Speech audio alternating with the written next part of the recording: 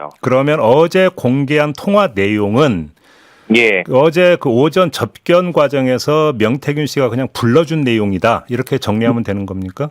예, 맞습니다. 그렇게 정리하시면 될 것 같습니다. 그러면 그 48분간의 통화 기록이라고 밝히셨잖아요.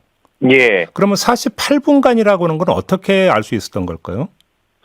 그 명태균 씨가 그 당시에 네. 김건희 여사님이랑 그 다툼이 있었습니다. 그 공천 관련돼서. 그래서 정확하게 그 시간을 아마 기억하고 있는 것 같아요. 그래서 저희가 전달 받을 때 48분 전달 받았기 때문에 언론에 48분이라고 이때 저희가 말씀드렸습니다. 그때 명태균 씨와 김건희 여사가 대번 싸웠다고 말씀을 주셨는데 이게 무슨 내용일까요?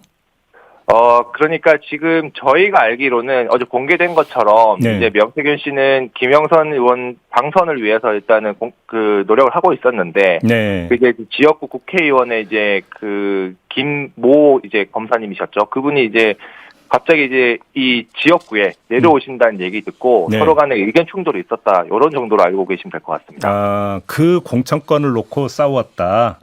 예.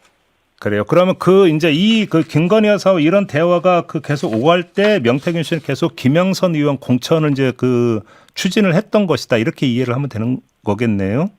예, 그렇습니다. 그 명태균 씨와 김건희 여사가 나눴던 대화 가운데 김건희 여사가 뭐 단수면 나 역시 좋지. 하지만 경선이 원칙이라고 밝힌 것은 이미 공개가 됐잖아요.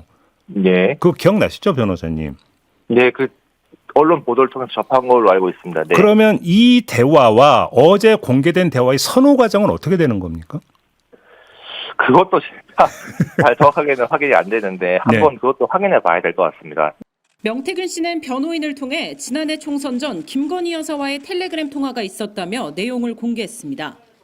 명 씨 측은 지난해 2월 16일부터 19일 사이 명 씨와 김 여사 간 대여섯 번의 통화 내용이라고 했습니다.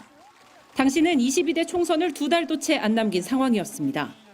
명 씨 측은 김 여사가 김상민 검사를 경남 창원 의창구 국회의원이 되게 도와달라고 말했다고 주장했습니다. 김 검사가 조국 수사 때 정말 고생 많이 했다고 설명했다는 게 명 씨 측 주장입니다. 당시 현직 의원이었던 김영선 전 의원에 대해선 어차피 컷오프 아니냐고 말했다고 했습니다.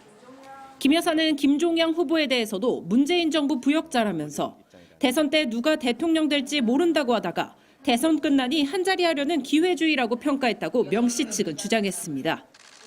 김 여사는 이어 윤한홍 의원도 김 검사가 의창구 국회의원이 되어야 한다고 했다며 그래서 박완수 지사에게 전화해서 김 검사를 도우라고 했다고도 했습니다. 김상민 검사는 현직 신분으로 지난해 경남 창원의창 국민의힘 경선에 참여했다 컷오프 됐습니다.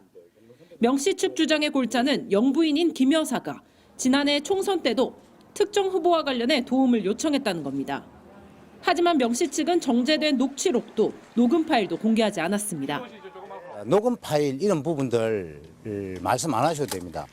명태균의 입이 곧 증거입니다. 그 녹음 파일이 없다는 거 아닙니까? 그거는 알 수가 없습니다.